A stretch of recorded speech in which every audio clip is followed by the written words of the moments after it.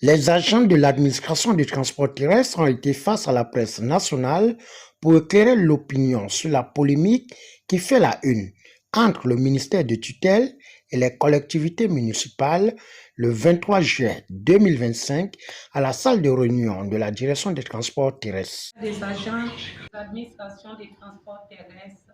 DGTT, CNFC, CNDDT. Situation administrative explosive entre le ministre des Transports, de la Marine marchande et de la logistique et les collectivités locales, notamment les mairies de Libreville, d'Akanda, d'Ouvendo et de Tours. À la très haute attention de son Excellence, Brice Clotaire Oligui-Nguema, président de la République, chef de l'État, chef du gouvernement. Excellence, Monsieur le Président de la République, nous requérons votre très haute autorité afin de freiner dans les meilleurs délais tout risque de débordement certain pouvant conduire à des scènes de violence non maîtrisées, nées de l'usurpation par les collectivités locales et les activités relevant de la compétence du ministère des Transports, de la Marine marchande et de la logistique. En effet, le ministère des Transports, de la Marine marchande et de la logistique est depuis plus de 40 ans déjà victime des manœuvres prédatrices visant à la déposséder de ses prérogatives. Ces manœuvres orchestrées par la puissance lobby, incarnée aujourd'hui par le délégué spécial actuel de la commune de Libreville, le premier délégué spécial adjoint, le directeur des transports de cette entité et belle-sœur du délégué spécial, et y compris un des chefs de service qui estime que la fonction de délégué spécial est au-dessus de celle du ministre d'État, raison pour laquelle il considère que le communiqué signé du ministre d'État est non seulement un vulgaire talk-show, mais ne peut non plus être opposable à la décision du délégué spécial. Une véritable paranoïa, nuisible à toute communication, paisible et découlant du manque de connaissances sur le plan réglementaire et partant du fonctionnement des usages et manœuvres de l'administration, des mœurs de l'administration publique. Cette attitude de mépris et de défiance à l'endroit de l'autorité de l'État se vérifie à travers les scènes de menaces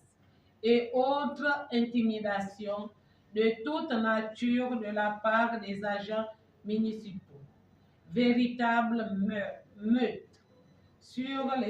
les opérateurs économiques qui se dénombrent aujourd'hui à plus d'une centaine détenteurs de l'agrément technique signé du directeur général des transports terrestres et arrogamment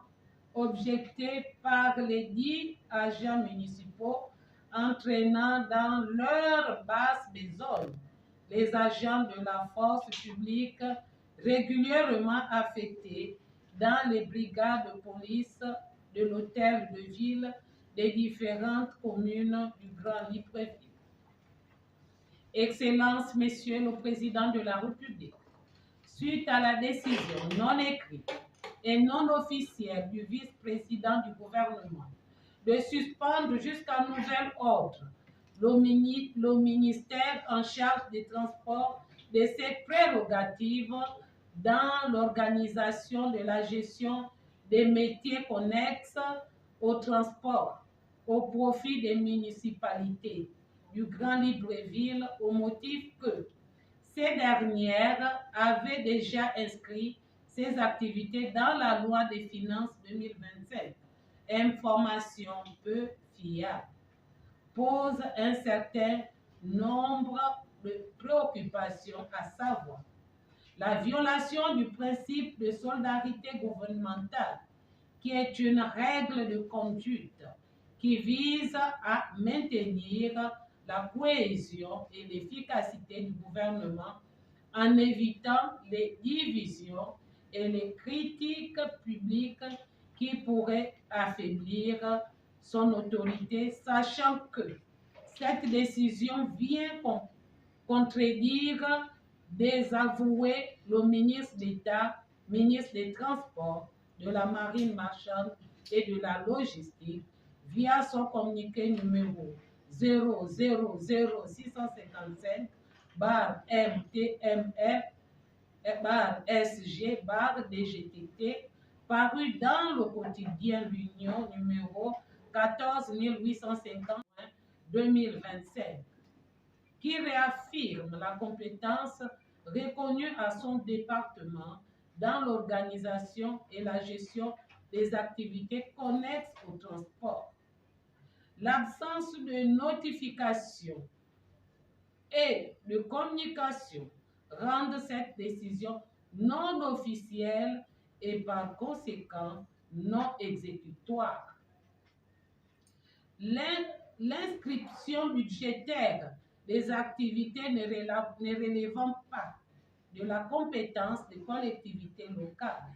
en violation flagrante des dispositions de la loi organique numéro 001/2014 du 15 juin 2015, relative à la décentralisation en matière de délégation des compétences de l'autorité de l'État central aux collectivités locales. En ces articles 218, 221 et 222, l'autorité de l'État central aux collectivités locales,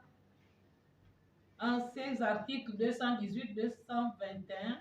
et 222, dénote de l'entretien volontaire des conflits de compétences par les municipalités du Grand Libreville. Ces activités ont-elles fait l'objet d'une demande de transfert auprès du ministère en charge des Transports? Le ministère en charge des Transports a-t-il concédé à les transférer? Ces activités font-elles l'objet d'une loi qui a autorisé l'inscription de ces activités au budget de l'État au profit des collectivités locales? Chose susmentionnée par cette décision, cette non écrite, non officielle et donc non exécutoire, aux allures d'arrangement d'arrière-boutique, nous comprenons aisément que pour les responsables de la mairie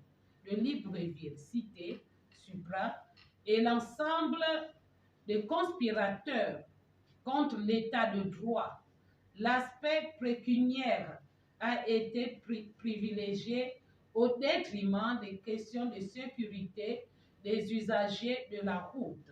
et du respect de la réglementation en vigueur. Ce qui nous rappelle malheureusement les mauvais réflexes de certains fossoyeurs impopulaires aux comportements alimentaires et opportunistes du régime oligarchico-dynastico-monarchique déchu. Par ailleurs, nous tenons à préciser qu'une série d'informations avait tout de même été transmise à l'endroit des collectivités locales quant à une rétrocession sans heure à compter de janvier 2025 entre les deux entités administratives respectives, des activités encore exercées par les services techniques de ces dernières à travers la lettre numéro 00